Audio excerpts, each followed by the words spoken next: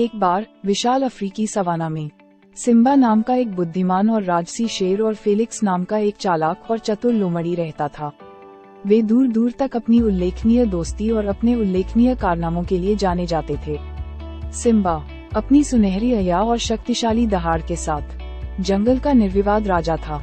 उन्होंने जानवरों के साम्राज्य के भीतर सद्भाव और संतुलन सुनिश्चित करते हुए निष्पक्षता और ज्ञान के साथ अपने गौरव पर शासन किया। दूसरी ओर फेलिक्स के पास एक चिकना नारंगी कोट और उसकी आंखों में एक शरारती चमक थी। वह अपनी त्वरित बुद्धि और विरोधियों में से सबसे दुर्जेय को भी मात देने की क्षमता के लिए जाने जाते थे। उनके मतभेदों के बावजूद सिम्बा और फेलिक्स सबसे अच्छे दोस्त थे। वे अक्सर विशाल सवाना में एक साथ घूमते थे, जीवन दर्शन और प्रकृति के चमत्कारों के बारे में जीवंत बातचीत करते थे। शेर ने लोमड़ी की बुद्धिमत्ता और साधन संपन्नता की बहुत प्रशंसा की, जबकि लोमड़ी ने शेर की ताकत और महान नेतृत्व की ओर देखा। एक धूप वाले दिन जब वे घास के मैदानों में टहल रहे थे, वे चिकरे के संकटग्रस्त झुंड से टकरा गए। हिरणों ने समझाया कि उनका जलकुंड सूख गया है और वे समाधान के लिए बेताब हैं। सिम्बा और फेलिक्स हमेशा मदद करने के इच्छुक थे।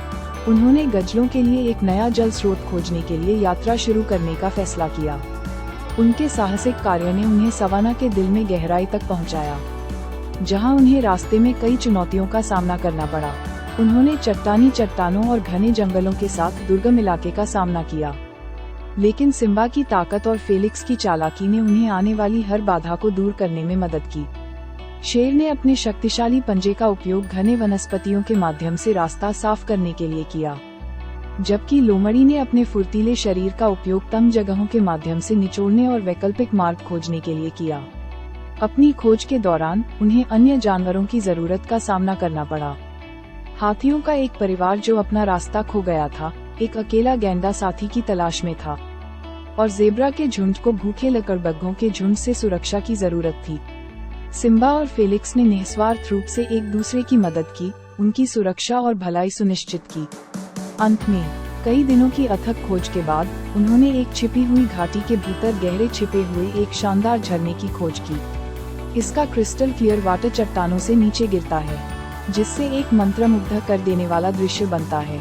सिम्बा और फेलिक्स जानते थे कि उन्हें चिकरे और अन्य सभी जानवरों के लिए एकदम सही नस्लस्थान मिल गया है, जिनका सामना उन्होंने अपनी यात्रा के दौरान किया था। बड़े उत्साह के साथ वे जल्दी से गजलों के पास वापस चले गए और उन्हें नए मिले जल स्रोत तक ले गए। चिकरे आनंदित हुए, उनकी प्यास बुझी और उनका उत्साह बढ़ा। जिन अन्य जानवरों की उन्होंने मदद की थी, वे भी जलप्रपात पर इकट्ठा हुए, एक एकजुट समुदाय का निर्माण किया, जो सिम्बा और फेलिक्स की दया और बहादुरी के लिए आभारी थे। उस दिन से सिम्बा और फेलिक्स की दोस्ती और भी गहरी हो गई। उन्होंने एक साझा दृढ़ संकल्प और अटूट बंधन के साथ नए रोमांच और चुनौतियों का सामना करते हुए एक साथ सवाना का पता लगाना जारी रखा।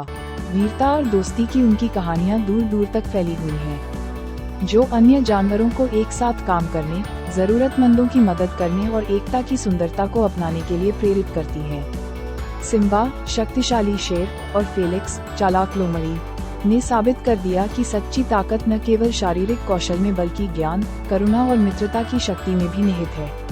उनकी कहानी एक कालातीत किंवदंती बन गई, जो सवाना के माध्यम से गूंज रही थी और आने वाली पीढ़ियों को प्रेरित कर रही थी, जिन्होंने ये सुना था कि यहाँ तक कि सबसे असंभावित दोस्ती भी दुनिया को बदल